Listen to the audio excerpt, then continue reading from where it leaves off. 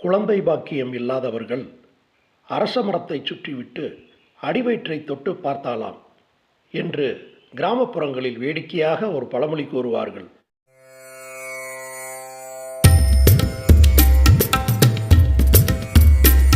அரச மரத்தை சுற்றும் போது சுவாசம் சீராகுவதுடன் நாளமில்லா சுரப்பிகளின் ஹார்மோன்களையும் தூண்டப்பட்டு உடலும் மனமும் ஆரோக்கியம் பெறுகிறது. இன்றும் நமது கிராமப்புறங்களில் இந்த ஞான மரத்தடியில் பள்ளிகளையும் பஞ்சாயத்து தீர்ப்பு சொல்வதையும் வழக்கமாக வைத்துள்ளனர்.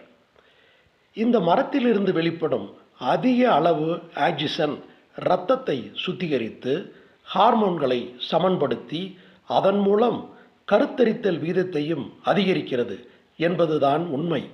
மரங்கள் அனைத்தும் பகல் பொழுதில் ஒளிச்சேர்க்கையின் போது காற்றிலுள்ள கரியமல வாயுவை உள்ளிழுத்து ஆக்சிஜனை வெளியேற்றும்.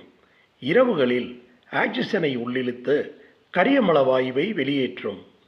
ஆனால் அரச மரம் உள்ளிட்ட சில மரங்களில் அவ்வப்போது நிகழும் ஒளிச்சேர்க்கை இரவிலும் கூட ஆக்சிஜனை குறைந்த அளவில் அளிக்க வல்லது.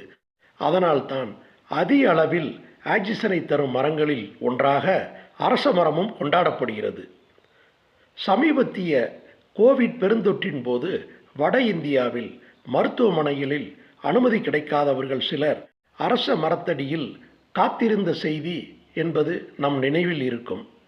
பெயரில் மட்டுமின்றி அதன் நிழலிலும் பல்வேறு பலன்களிலும் அனைவரையும் காக்கும் அரச மரத்தை நமது இந்திய அரசு தனது உயரிய விருதான பாரத ரத்னாவிற்கு அரச இலையின் வடிவத்தை தான் கொடுத்துள்ளது என்பது மிகவும் முக்கியமானது. இன்று உலக மக்களால் பார்க்கப்படும் போற்றப்படும் மகான்களில் ஒருவர் புத்தர். புத்தர் கயாவில் அரச மரத்தடியில் தான் ஞானம் பெற்றார் என்பது அனைவருக்கும் தெரியும். அரச மரத்திற்கு மட்டுமல்ல, அனைத்து மரங்களுக்கும் ஒரு இறை கதையை வைத்திருக்கிறது நமது இந்திய புராணங்கள். அரச மரத்தடியில் விநாயகர், ஆலமரத்தடியில் தட்சிணாமூர்த்தி, வேப்ப மரத்திற்கு மாரியம்மன். இந்து மதத்தில் இப்படி என்றால் கிறிஸ்தவ மதத்திலும் கிறிஸ்துமஸ் மரம் என்பது ஒரு அடையாளமாக இருக்கின்றது.